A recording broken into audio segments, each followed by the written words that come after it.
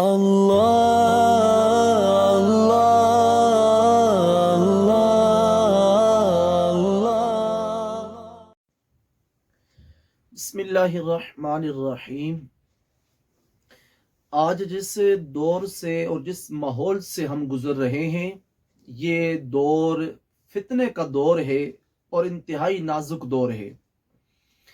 یہاں بالخصوص آج جس مسئلے کا ہمیں سامنا ہے وہ ہے عظمت صحابہ رضی اللہ تعالی عنہم۔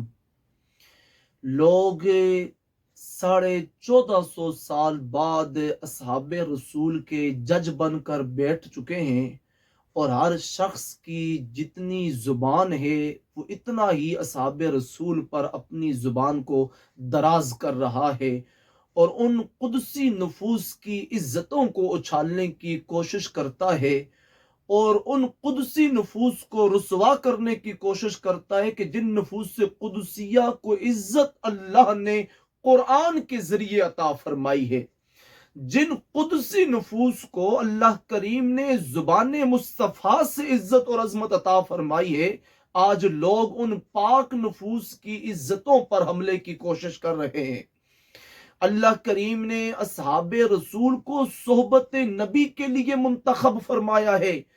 رسول پاک کی صحبت کے لیے اللہ نے ان کا چناؤ کیا ہے، اور جس کا چناؤ اللہ صحبت رسول کے لیے کرے،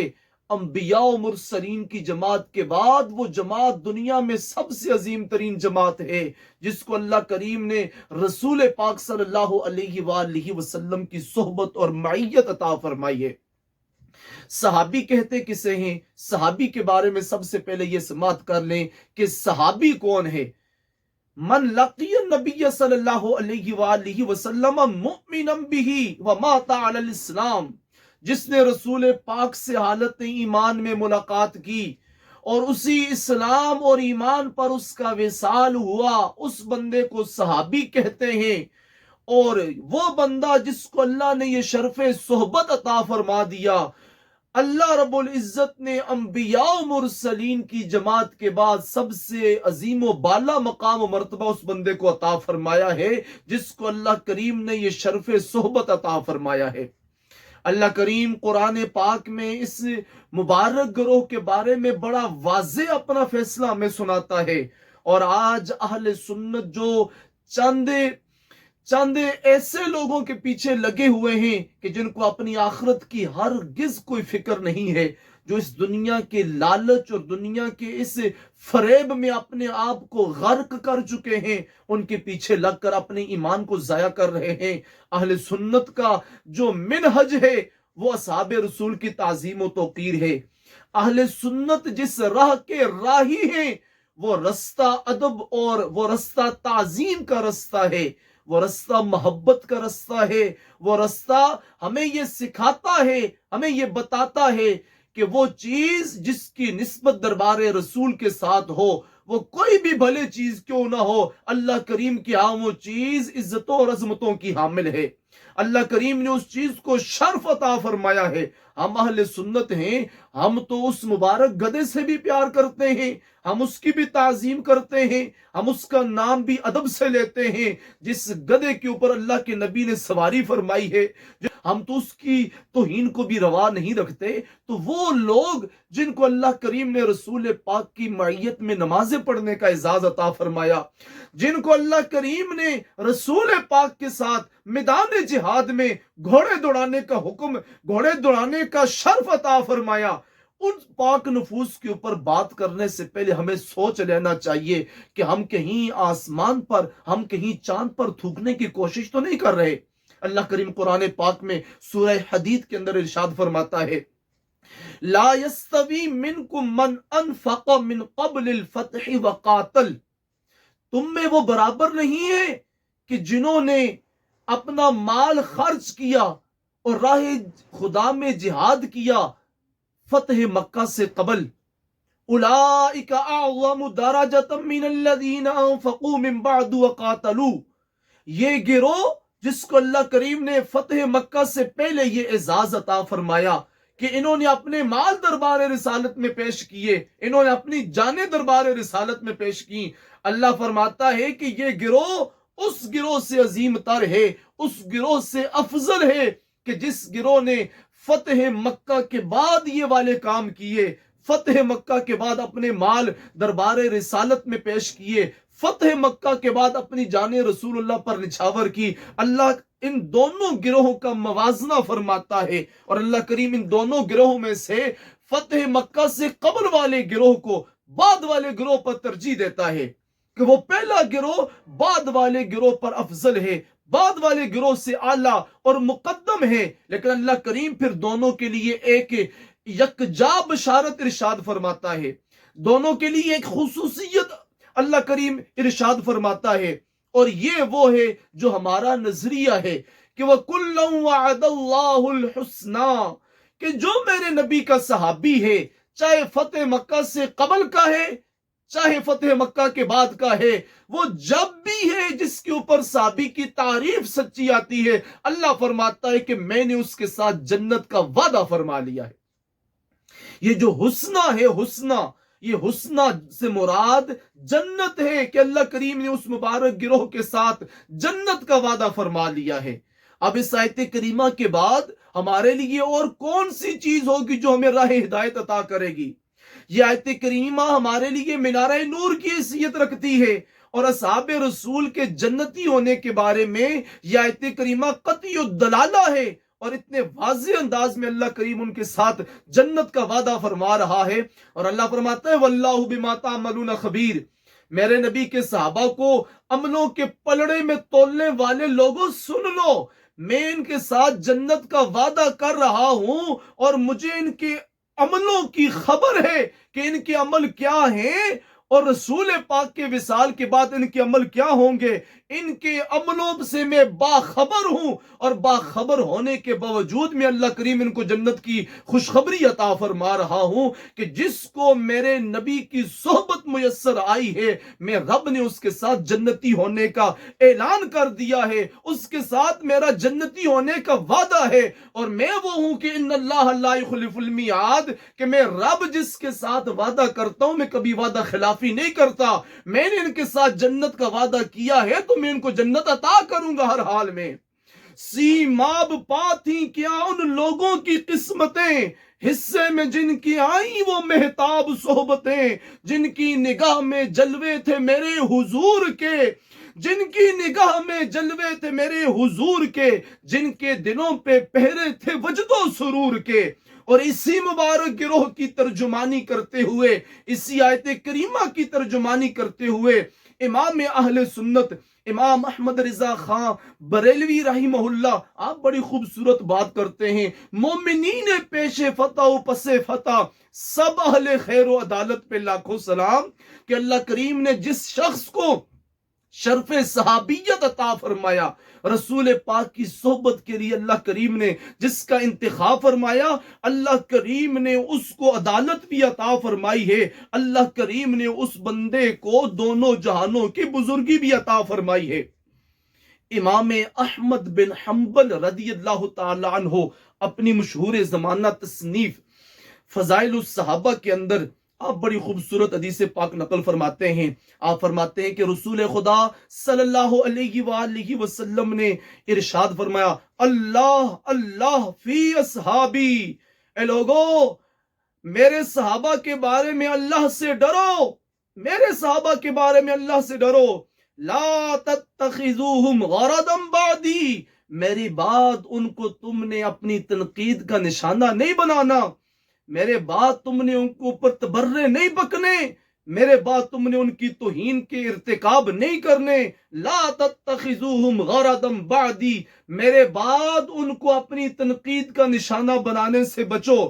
فمن احبہم فبحبی احبہم، رسول پاک نے اعلان فرما دیا کہ جو میرے صحابہ سے محبت کرے گا وہ مجھ نبی کی محبت کی وجہ سے محبت کرے گا، جس کو مجھ رسول سے محبت ہوگی اسی کو میرے صحابہ سے محبت ہوگی۔ ومن ابغضہم فببغضی ابغضہم، اور جو میرے صحابہ سے نفرت کرے گا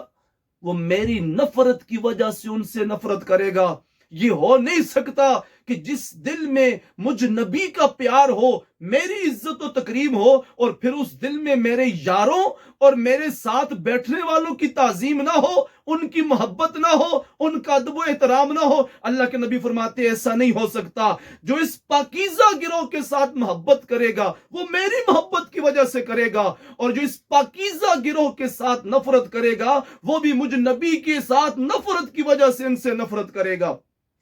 اور اللہ کے نبی ارشاد فرماتے ہو من آذاہم فقد آذانی، جس نے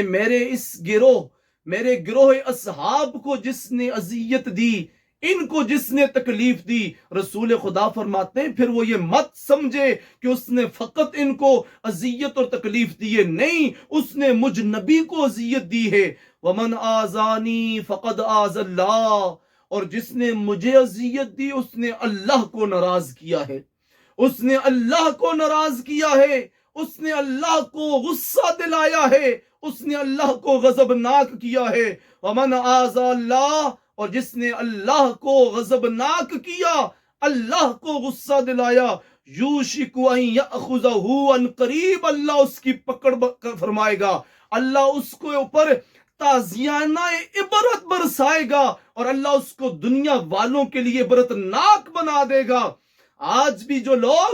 بغض صحابہ کا ناپاک دھندا کرتے ہیں، سوشل میڈیا پر مرنے کے بعد ان کے منحوس چہروں کو دیکھا جا سکتا ہے کہ جب مرتے ہیں تو کس طرح لعنتیں اللہ کی ان پر برستی ہیں۔ یہ لعنتوں کا برسنا اور ان کے چہروں کو قابل دید نہ رہنے دینا اس بات کی دلیل ہے کہ اللہ کا غضب اس گروہ پر نازل ہو چکا ہے، جو گروہ دنیا میں رہتے ہوئے بغض صحابہ کا ناپاک دھندا کرتا ہے۔ اس لیے اہل سنت، جن کے بارے میں امام اہل سنت نے بڑی خوبصورت ترجمانی کی ہے، جن کے نظریے کو امام اہل سنت نے بڑے خوبصورت انداز میں بیان فرمایا ہے،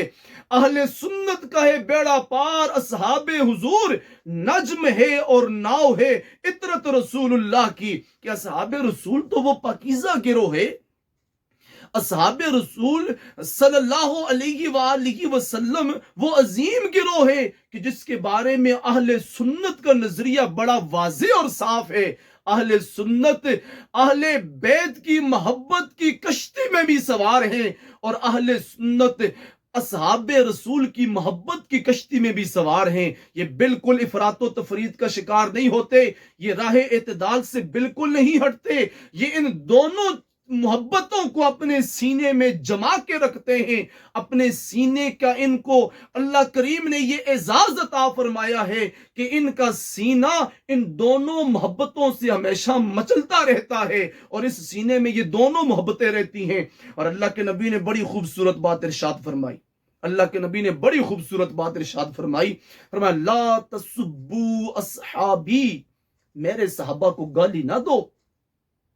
یہ سب صحابہ کی بات ہو رہی ہے، یہ کسی ایک کی بات نہیں ہے۔ رسول پاک صلی اللہ علیہ وآلہ وسلم کے جتنے بھی اشخاص صحبت یافتہ ہیں، اللہ کریم کے پیارے حبیب نے ان سب کے بارے میں یہ ارشاد فرمایا ہے۔ صحابی کا لفظ اللہ کے نبی نے مطلق ذکر کیا، اور المطلق یجری علی اطلاقہ، مطلق اپنے اطلاق پر جاری ہوتا ہے۔ اس فرمان میں سے کسی صحابی کو نکالا نہیں جا سکتا، کیونکہ اللہ کے نبی نے سارے صحابہ کے بارے میں ارشاد فرمایا لا تسبوا اصحابی، میرے صحابہ کو گالی نہ دو، فإن أحدكم لو انفق مثل احد ذهبا،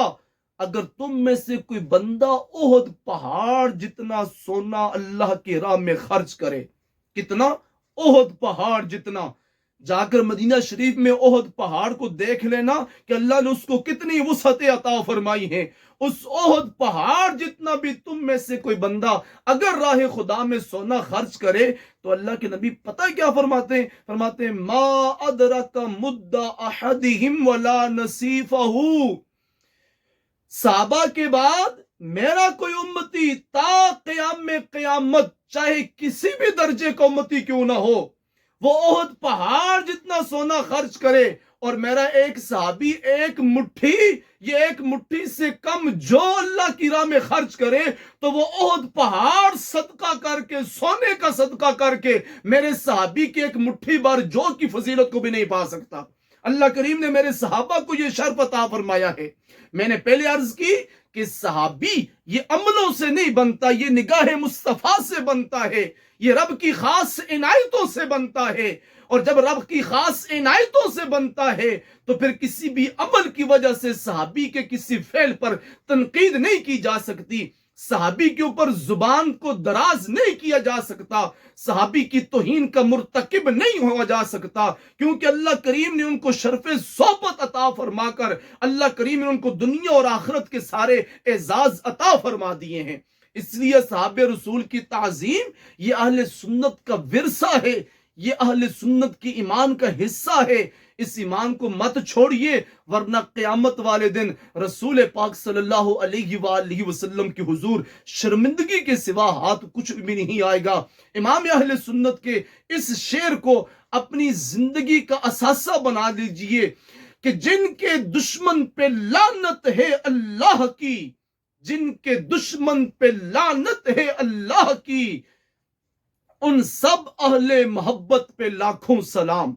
یہ رسول پاک صلی اللہ علیہ وآلہ وسلم کے اصحاب ہی وہ عظیم لوگ ہیں کہ جب کوئی بندہ ان کی دشمنی مول لیتا ہے پھر اللہ کی لعنت صبح و شام اس پر برستی ہے۔ اس لعنت سے خدا را اپنے آپ کو بچا لیجئے۔ وما توفیقی الا باللہ۔